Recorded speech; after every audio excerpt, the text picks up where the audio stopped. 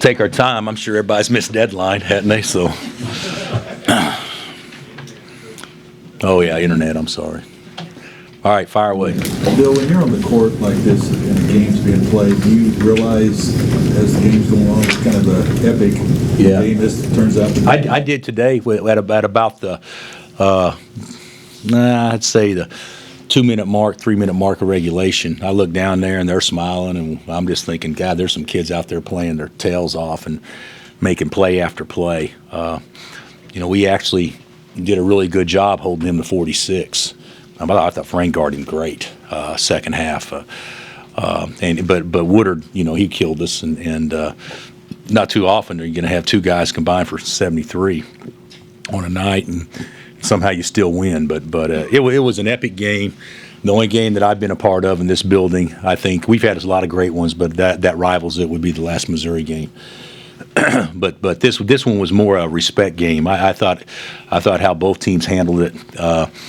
Down the stretch, especially, I think both teams were exhausted, but both teams had total respect for the other. And I watched Buddy's interview after the game on the court, and nothing but class, and Blonde and the program too. And our guys have nothing but respect for how everyone played.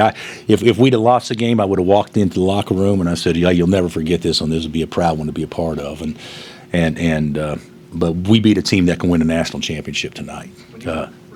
Perry, and obviously saw Buddy Hield as well.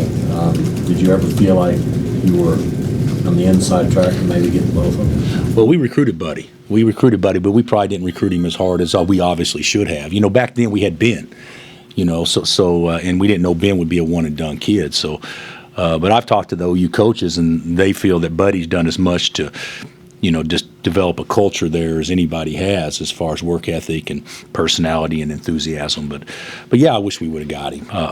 But I don't think even Lon would have predicted that he'd be the best player in the country by the time he's a senior. Well, you talk about how critical Frank is to this team, and in this kind of game, you have someone like him on the court offensively and defensively. What does that do? Well, Frank really labored tonight. I mean, this was probably about as poorly as he's played. Offensively, he's 5 of 20 and turned the ball over and had some bonehead plays, but he made the two plays to win the game. And he's a pit bull, and obviously the play he made there at the end was a ridiculous play to get the deflection and then run it down after he got the deflection. So. But he's a winner. Both teams have a bunch of winners on their team, but if you're going to grade out Frank, he wouldn't grade very high tonight until his game point. And Devontae had a rough first half, but he was unbelievable second half. And Wayne didn't do much the first half, obviously because of fouls, and he had a great stretch. And but both teams were exhausted. I mean, Perry's a great shooter, and he shoots 2 air balls to end the game because of just fatigue but I'm proud of our guys, and it's too early. January 4th is too early to be having games like this. But I think it was a great way to showcase a great league, and certainly everybody's going to be talking Big 12 right now, I would think, nationally. How do you think Perry will grade out from this game and play 53? Oh, he played great. He played great. And the thing about Perry is he played inside tonight. He missed a lot of close shots. Latin can affect your shot, though. I mean, he blocked everything, it seemed like, within 5 feet of goal there for a stretch. And because we actually drove the ball pretty hard. And we knew he could block shots, but we didn't think he'd block them like that. But Perry graded. I mean, he just missed some shots, but I thought he played great. I thought he played tough, too. Bill, Perry and Lon talked like that a game like this provides a lesson in the importance of value in each possession. You feel like maybe that's the number one thing that you hope your guys get from this? Well, no. What I hope they get for this is realize that we can get better, but realize that we played our butts off. They played their butts off. I'm not going to look at this and be critical about how the game ended. When guys are playing 50 minutes and they have mental lapses or maybe fatigue creates a lack of whatever, I don't think that's anything to harp on as a negative. I don't see anything negative. If we hadn't won the game, I would say the same thing. That was 55 minutes and turned the ball over 14 and 16 times. I mean, that's pretty good.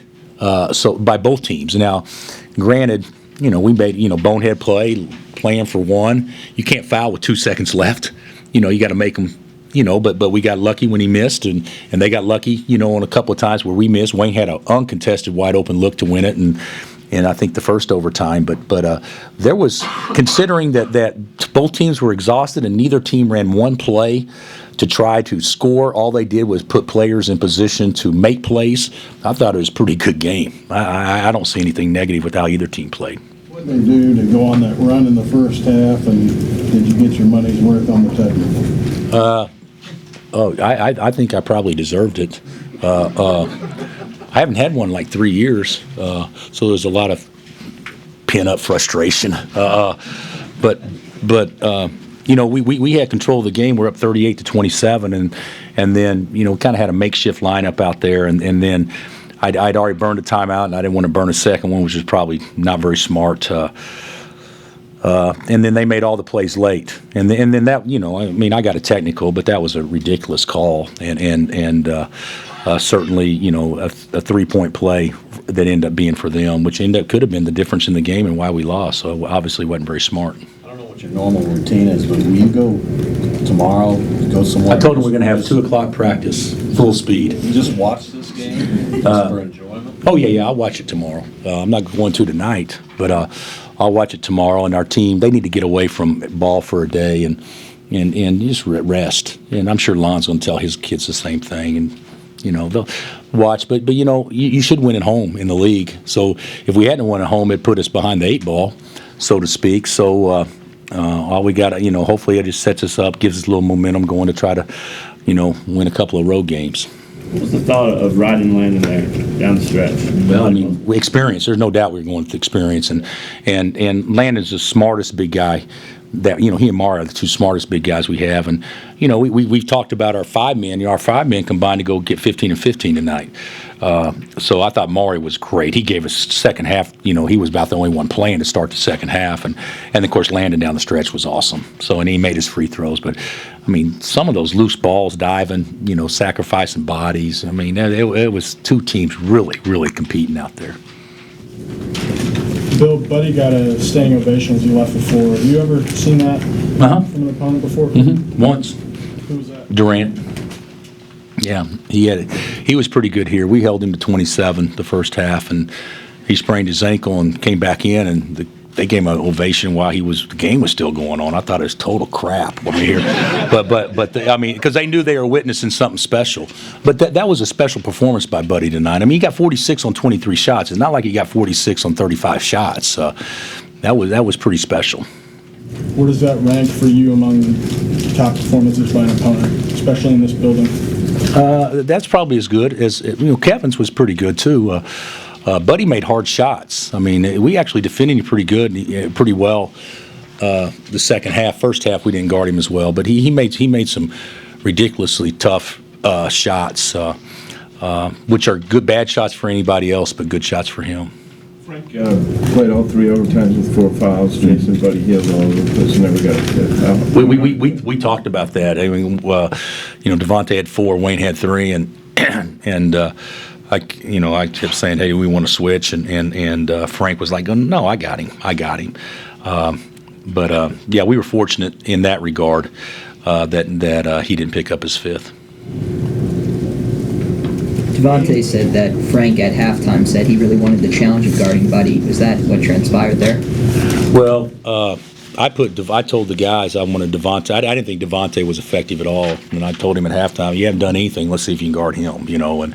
And I come out there and they say, no, Frank wants him. So I go to Frank. I said, he's going to wear you down. We can sacrifice Devontae easier from a minute standpoint and try to keep you fresher. He said, nah, I want him. So Frank's he's not proud of a guy scoring 24 in the second half or 35 minutes, but he could have got 60 if Frank wasn't guarding him.